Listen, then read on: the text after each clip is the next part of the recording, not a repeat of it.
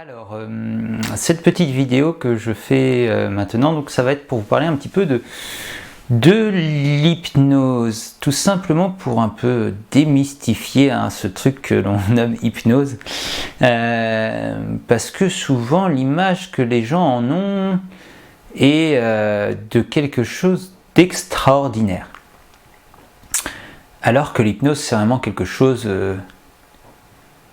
d'assez ordinaire. En fait, pour moi, et je dis bien pour moi, et c'est comme ça que je pratique, l'hypnose, c'est dès que l'on va vivre en fait quelque chose à l'intérieur de soi, dans son imaginaire. Et c'est vraiment quelque chose en fait que l'on fait tous les jours. Donc souvent l'image que l'on a de l'hypnose, c'est l'image qui est véhiculée par les hypnotiseurs de spectacle, par les films.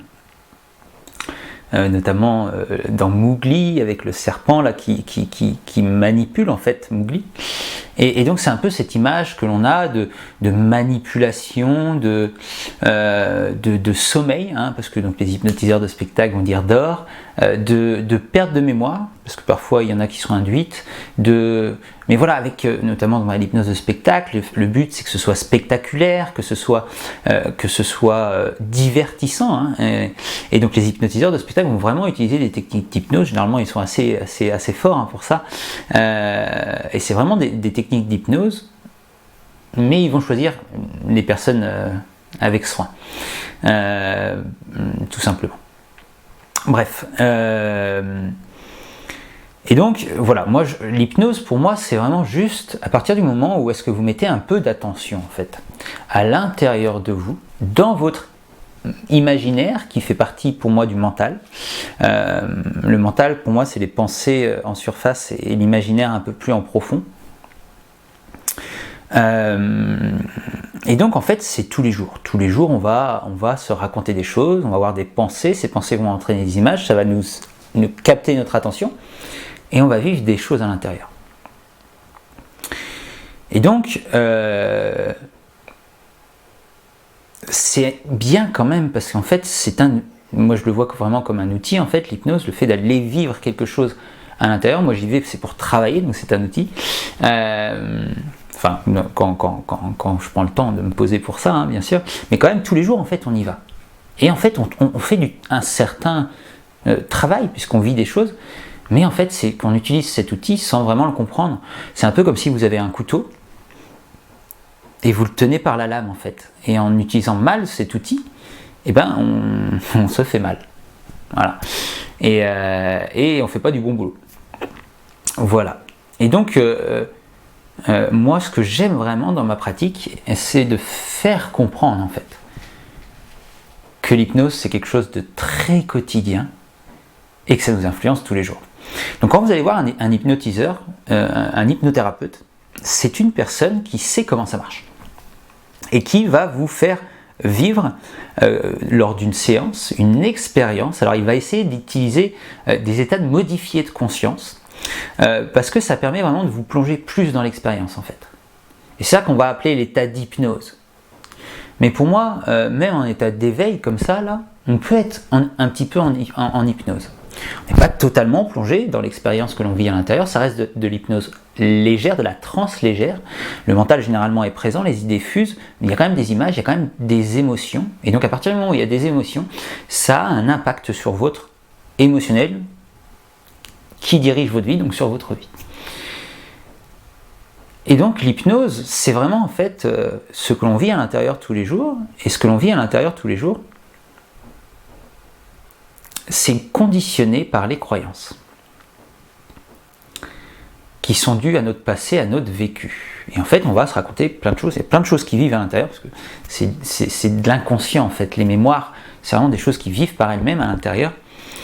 Et en fait, le fait d'aller vivre des choses, et notamment, donc on va souvent revivre en fait ce qu'on a déjà vécu, les mémoires, à l'intérieur, ça nous influence. Vraiment. Et le point de vue que l'on met sur les choses, c'est vraiment pour moi fondamental. Parce que ça va initier l'expérience que vous avez avec la chose. Un exemple, si vous voulez monter au sommet de la montagne, vous êtes en bas de la montagne. Soit vous avez le point de vue, alors c'est un peu le point de vue du verre à moitié vide, du verre à moitié plein.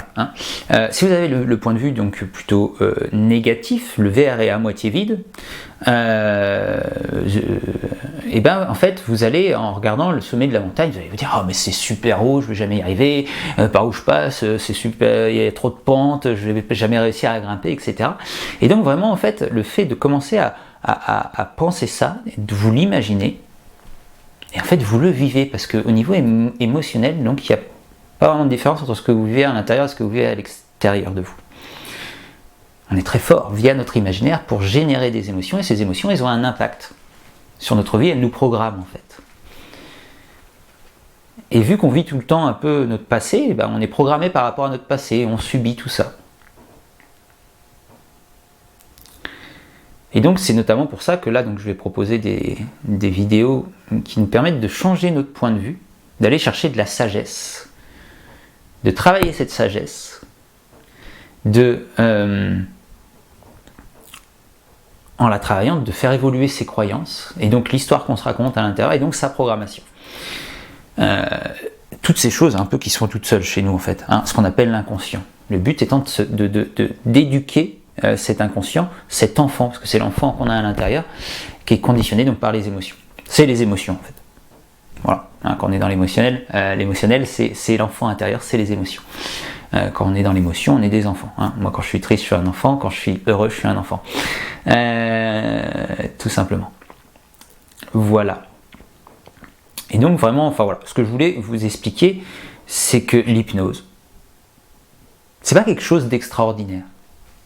C'est quelque chose de totalement ordinaire. Et on l'utilise totalement à outrance en fait. On vit bien trop en état d'hypnose à l'intérieur de nous, parce que justement on cherche sans arrêt le moment présent. Voilà, donc c'est vraiment quelque chose qu'on utilise tous les jours. Un outil qu'on utilise tous les jours, mais généralement on ne comprend pas. Donc c'est pour ça, moi, je trouve que, enfin, et moi dans mon expérience, c'est comme ça que ça a fonctionné, c'est de comprendre en fait ce qu'on utilise tous les jours. Ben, ça permet d'arrêter de tenir le couteau par le manche, de se couper, de le prendre de la bonne manière, de l'utiliser de la bonne manière pour notre plus grand bien. Tout simplement, pour aller dans la direction qu'on veut aller. Après, la direction, c'est nous, chacun l'a choisi. Mais voilà quoi. Et donc les croyances sont vraiment fondamentales.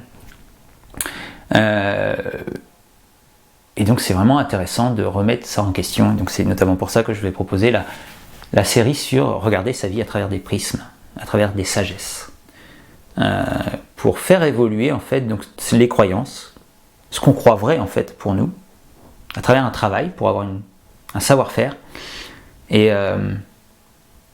donc vraiment en fait changer à travers ça sa programmation et son état d'être et son état d'émotion, et du même point, changer sa vie, parce que la grande direction dans nos vies, c'est la programmation. C'est ce qu'on appelle l'inconscient en fait, c'est les habitudes. C'est ce qui est programmé, c'est ce qui se fait tout seul. Voilà. Et en fait, dès que vous vivez quelque chose à l'intérieur de vous, en soi, vous programmez quelque chose. Donc c'est bien de comprendre un peu ça, de comprendre un peu le langage de programmation. Il s'agit en fait de prendre soin d'un enfant et de lui montrer le chemin. Voilà. Mais voilà, si on ne comprend pas, c'est compliqué. Voilà. Donc, je propose là, je fais comme ça une petite vidéo à la volée pour expliquer un peu ça. Je ne sais pas si c'est clair, on verra. Mais je vais préparer un petit e-book, un petit document que je vais vous partager, que je vais mettre sûrement en commentaire, enfin pas en commentaire, en description, et pour que vous puissiez vous poser un petit peu, c'est bien d'avoir un support visuel pour regarder ça. Voilà, donc je vous expliquerai un petit peu l'hypnose, comment ça fonctionne à l'intérieur de vous dans ce petit e-book. Voilà, donc disponible dans la description. J'espère que voilà, ça aura éclairci un petit peu ce qu'est l'hypnose. Alors voilà, moi je vous donne ma version, et que j'espère donc que ce que je voulais souligner, c'est que c'est vraiment en fait quelque chose qu'on utilise tous les jours sans comprendre Et ce qu'on appelle pour moi la dépression, c'est ça en fait. Moi j'ai connu ça pendant longtemps, où est-ce qu'en fait je me racontais des choses, et maintenant je choisis ce que je me raconte, et ça change tout. Et je choisis, alors j'essaie d'être sage. Voilà, c'est pour ça que je vais chercher les sagesses chez les gens. Et donc voilà, c'est ce travail que moi j'ai initié, hein, j'ai fait un petit peu le chemin, donc si je peux vous aider à prendre ce chemin-là, quand le chemin a déjà été parcouru, c'est plus facile. C'est pour ça d'ailleurs que l'on va chercher les sagesses chez les personnes qui ont déjà parcouru ce chemin, les maîtres. Voilà. Voilà, donc je vous en prie, téléchargez l'e-book, regardez, j'espère que ça pourra vous servir pour votre plus grand bien, tout simplement. Voilà, à bientôt.